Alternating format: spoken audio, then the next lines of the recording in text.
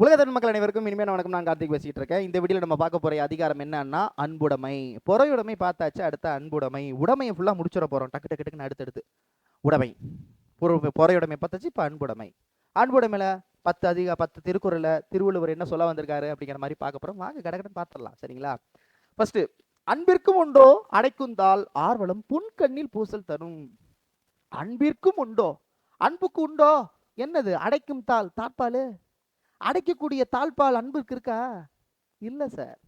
அது எப்படி வெளிப்படும்? ஆர்வலர் புன்கண்ணீர். அன்பு எந்த இடத்துல வருவோ அது கண்ணீர் வாயிலாக வெளிப்பட்டு விடும். அன்பிற்கும் உண்டோ அடைக்குந்தால் ஆர்வலம் புன்கண்ணில் பூசல் தரும். புரியுதுங்களா? அன்புக்கு தாழ்பால் கிடையாதுங்க, அதை அடைச்சு வைக்க முடியாதுங்க. யார் இடத்துல அன்பு இருக்கோ அங்க இடத்துல துன்பம் காணும் இடத்தில் கண்ணீர் வாயிலாக வெளிப்பட்டு விடும். இந்த இடத்துல ஆர்வலங்கிறது அன்புடையவரை சொல்றாங்க. ஆர்வலங்கிறது யாரை சொல்றாங்க? அன்புடையவரை சொல்றாங்க. புன்கண்ணீர், துன்பங்கள் கண்டு பெருகி வரும் கண்ணீர். அதான் துன்பம்னு ஒரு வார்த்தை இல்லவே இல்லையாடா, எங்கடா வந்துச்சு? புன்கண்ணீர், புன்கண்ணீர். சோ அப்ப அவங்க துன்பங்களை கண்டு பெருகி வரும் தண்ணீர். பூசல் தரும், வெளிப்பட்டு நிற்கும். இதோட பொருளை சொற்பொருள் தெரிஞ்சிட்டீங்கன்னா முடிஞ்சு. பூசல் தரும், வெளிப்பட்டு நிற்கும். புரியுதா? புரியுதா யுவரான? எஸ். அடுத்த திருக்குறள் இந்த சைடு இருக்கோ? Okay fine. அன்பிலார் எல்லாம் தமக்குரியர். அன்பில்லாதவன் எல்லாம் எனக்கு எனக்கு எனக்கு எனக்கும்பா. அன்பிலார் எல்லாம் தமக்குரியவர். அன்புடையவர், அன்பா இருக்கிறவங்க என்பும் உரியர் பிறருக்கு. அடப்பா, எல்லாமே மற்றவங்களுக்கு நினைப்பாரு. அன்பில்லாதவர் எல்லாம் தமக்கு தமக்கு தமக்கு தமக்குன்னு பாரு. அன்பினுடையாரோ என்பும் உரியர் பிறருக்கு. என்புனா அந்த உடம்பு கூட பிறருக்கு என எண்ணிடுவர். அன்பு இல்லாதவர் எல்லா பொருட்களையும் தமக்கு அப்படின்னு உரிமை கொண்டாடவர். அன்புடையாரோ தம் உடலையும் உடமையும் பிறருக்கு உரிமையாக்கி வாழ்வர். உடைமை என்பும் உரிய பிறர்க்கு. தன் உடைமையை மற்றவருக்கு நினைப்பாங்க. அடுத்த திருக்குறள், சூப்பர் திருக்குறள். அன்போடு இயந்த வழக்கு என்ப. இங்க வழக்கு அப்படிங்கிறது வாழ்க்கை நெறி. அன்போட வாழ்றதா வாழ்க்கைடா. வாழ்க்கை வழக்கு என்பன்னா வாழக்கூடிய நெறி. அன்போடு இயந்த, அன்போடு வாழக்கூடியதான் வாழ்க்கை நெறி. ஆறுயிருக்கு என்போடு இயந்த தொடர்பு. என்புனா உடம்பு. சோ உடம்போடு உயிர் இணைந்து இருப்பது போல வாழ்க்கை நெறி. நெறியுடன் அன்பு இணைந்து இருக்க வேண்டும். அன்பு நம்ம வாழ்க்கை நெறியோட இருக்க வேண்டும். உடம்போடு உயிர் இணைந்து இருப்பது போல. சோ அன்போடு இயந்த வழக்கன்பு ஆறுயிருக்கு, என்போடு இயந்த ஆறுயிருக்கு. உயிரோட எப்படி உடம்பு இருக்குதோ அந்த வாழ்க்கை நெறியோட நம்ம அன்பு இருக்கணும் அப்படின்னு யார் சொல்றா? திருவள்ளுவர் சொல்றாரு. வழக்குங்கிறது வாழ்க்கை நெறி, ஆறுயிர்ங்கிறது அருமையான உயிர், என்புங்கிறது எலும்பு. அன்பு ஈனும் ஆர்வம் உடைமை, அது ஈனும் நண்பெண்ணும் நாடா சிறப்பு. அன்பு இருக்கிறவங்கள்ட்ட நட்பு ஆட்டோமேட்டிக்கா வந்துருங்கிறாரு. நட்பெண்ணும் நாடா சிறப்பு. அன்பு ஈனும் ஆர்வம் உடைமை, அது ஈனும் நண்பெண்ணும் நாடாய் சிறப்பு. அன்பு பிறரிடம் பற்றுள்ளம் கொள்ளும் செய்யும் அந்த உள்ளம் நட்பு என்னும் பெரும் சிறப்பை உருவாக்கும். அதத்தான் சொல்றாரு. ஈனும்னா தரும். என்னது? ஆர்வம், விருப்பம். யார்ட்ட அன்பு இருக்கோ ஆட்டோமேட்டிக்கா நட்பு வந்துருங்கிறாரு. இப்ப காசு இருந்தாதான் நட்பு வருது, என்ன பண்றது? சரி, ஆனா ஒரு சில பேர் இருக்காங்க இன்னும் அன்புக்காகவே நட்பு கொள்றவங்க இருக்காங்க. அடுத்து, அன்புற்று அமர்ந்த வழக்கென்ப வையகத்து. வையகத்துனா உலகம். அன்புற்று அமர்ந்த வழக்கென்ப வையகத்து இன்புற்றார் எய்தும் சிறப்பு. எய்தும் சிறப்பு அதாவது வையகம்னா உலகம், என்பான என்பார்கள். உலகில் இன்புற்று வாழ்கின்றவருக்கு வாய்க்கும் சிறப்பு. உலகில் இன்பமா இருக்கிறாங்க இல்லையா, அவங்க சிறப்பு, அவங்க அன்பா இருந்ததுனாலதான் இந்த சிறப்பை அவங்க மகிழ்விக்கிறாங்க அப்படின்னு திருவள்ளுவர் சொல்றார். உலகில் இன்புற்று வாழ்கின்றவர்கள் வாய்க்கும் சிறப்பு அவர் அன்புள்ளம் கொண்டவராக விளங்குவதன் பயனே என்று கூறலாம். அன்புற்று அமர்ந்த வழக்கென்ப வையகத்து இன்புற்று எய்தும். அன்புற்று இருக்கிறவங்க இன்புற்று இருப்பாங்க, அவ்வளவுதான். அன்புற்று இன்புற்று வச்சுக்கோங்க. சரிதானே? சரிதானே? புரியுதானே? எஸ். அறத்திற்கே அன்புசார் என்பார் அறியார், மரத்திற்கே அக்தே துணை. இது ரொம்ப முக்கியம். அறிவில்லாதவங்க என்ன சொல்லுவாங்கன்னா, அறமா இருக்கிறதா அன்புன்னு சொல்லுவாங்க. ஆனா அந்த முட்டா பயலுக்கு தெரியாது, வீரத்துக்கே அன்பு தான் அடிப்படை அப்படின்னு திருவள்ளுவர் சொல்லியிருக்காரு.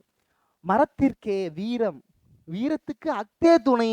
அக்துங்கிறது இந்த இடத்துல எதை சொல்றாங்க? அன்பை சொல்றாங்க. அறத்திற்கே அன்பு சார், அறத்துக்குத்தான் அன்பு அப்படின்னு சொல்லுவார் யாரு? அறியார், தெரியாதவங்க, அது தெரியாதவங்க. ஆனா கான்செப்ட் என்னன்னா, மரத்திற்கே வீரத்துக்கே அன்பு தாண்டா கார துணை. திருவள்ளுவர் சொல்லியிருக்காரு. அறியாதவர் அறத்திற்கு மட்டுமே அன்பு துணையார் என்று கூறுவார். ஆராய்ந்து பார்த்தால் வீரத்திற்கு அதுவே துணையாக நிற்கும். மரம் என்றால் வீரம் என்று பொருள் உண்டு. மரம் என்றால் வீரம் என்று பொருள் உண்டு. இப்ப அடுத்த திருக்குறள் எனக்கு ரொம்ப பிடிச்ச திருக்குறள், சரிங்களா? என்பிலதனை வெயில் போல காயுமே அன்பிலதனை அறம்.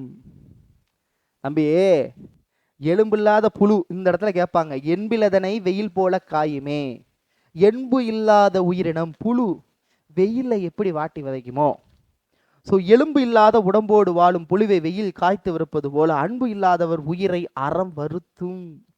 அறமே நம்மளுக்கு கொன்றுங்கிறார் அன்பு இல்லைன்னா. அப்ப எலும்பு இல்லாத உயிர் புழுவை சொல்றார். அதான் என்பினது எலும்பில்லாதது புழு. இந்த இடத்துல இதை கேட்பாங்க. புழுவை வெயில் வாட்டி வளைக்குது. என்பில் அதனை வெயில் போல காயுமே அன்பில் அதனை அறம். சொல்றதுக்கு ஒண்ணுமே இல்லை, சரிங்களா? அடுத்து, அன்பகத்தில்லா உயிர் வாழ்க்கை வன்பார்க்கன் வற்றல் மரம் தளித்தற்று. இங்க வற்றல்னா வறண்ட இடம், மரம் தளிற்று மரம் வளராது, வற்றல்னா வறண்ட நிலம், பாலைவனம். பாலை மரத்துல எப்படி எந்த மரமும் முளைக்காதோ, அன்பா இல்லாதவங்க இருக்காங்க பார்த்தீங்களா, அவங்கள கம்பேர் பண்றாரு. அப்ப அகத்தில் அன்பு இல்லாதவர் வாழும் உயிர் வாழ்க்கை எப்படி இருக்கும் தெரியுமா? உள்ளக்க அன்பே கிடையாது. அவரோட வாழ்க்கை எப்படி இருக்கும்னா ஒரு பாலைவனத்துல. அதான் சொல்றாரு, அகத்தில் அன்பு இல்லாதவருடைய வாழ்க்கை எப்படி இருக்கும்? பாலைவனத்துல செடி இடி முளைக்கும், முளைக்காதுல, அந்த மாதிரி தான் இருக்குங்கிறார். சரியா? அதான் வற்றல் மரம் தளித்தற்று. இந்த வார்த்தை கேட்டு வச்சுருவாங்க, சரிங்களா? புரியுதா சொல்றது? ஓகேவா? எஸ்.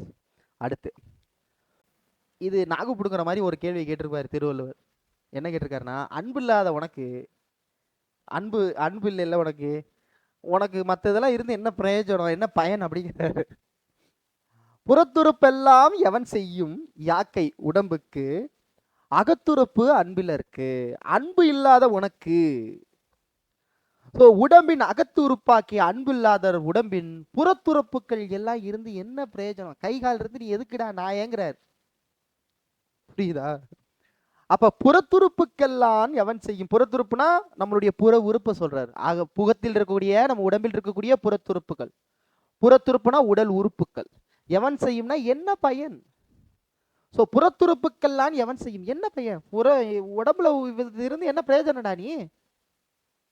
ஸோ புறத்துறுப்புக்கெல்லாம் எவன் செய்யும் யாக்கை, அகத்துறுப்பு அன்பில் இருக்கு. ஒன்று அகத்தில் அன்புன்னு ஒன்று இல்லாம இருக்கும்போது கை காலு உடல் உறுப்பு இருந்தால் என்ன என்ன பிரயோஜனம் அப்படின்னு திருவள்ளுவர் சொல்றாரு. யாரு சொல்றா? திருவள்ளுவர் சொல்றாரு. சரிங்களா?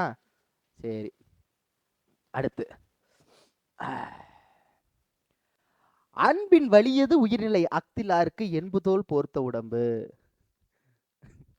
அன்பு இருந்தாதான் அதுக்கு பேர் உசுதான். அன்பு இல்லைன்னா ஏதோ எலும்பு கூடு மேல ஒரு தோல் போத்தன மாதிரியா.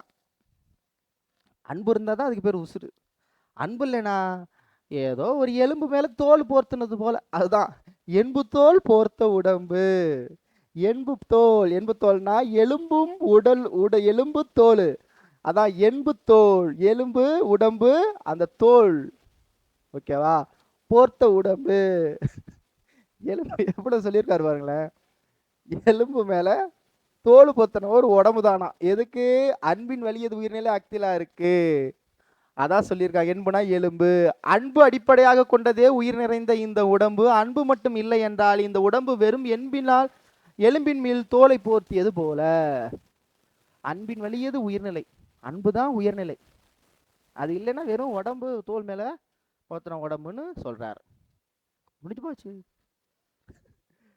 பார்த்துட்டோம், அருமையா பார்த்துட்டோம். ரொம்ப இன்ட்ரெஸ்டிங்கா இருக்கும் திருவள்ளுவர் சொல்றதெல்லாம். இந்த நெத்தியில் அடிக்கிற மாதிரின்னு சொல்லுவாங்க இல்லையா, நெத்தி பொட்டியில் அடிக்கிற மாதிரி பேசுறான்டா அவன், ஒரு கேள்வி நாக்கு புடுங்குற மாதிரி இருக்குன்னு சொல்லுவாங்களா, அது அப்பவே அவர் பண்ணி விட்டு போயிட்டாரு. ஒவ்வொரு திருக்குறளும் ஒவ்வொரு நயமா இருக்கு. வாழ்றதுக்கு தான் நம்மளுக்கு வழிவகை இல்லை, அவர் சொல்ற மாதிரி. சூழ்நிலைகள் அப்படின்னு சொல்லிக்குவோம், அவ்வளவுதான், வேற என்ன பண்றது.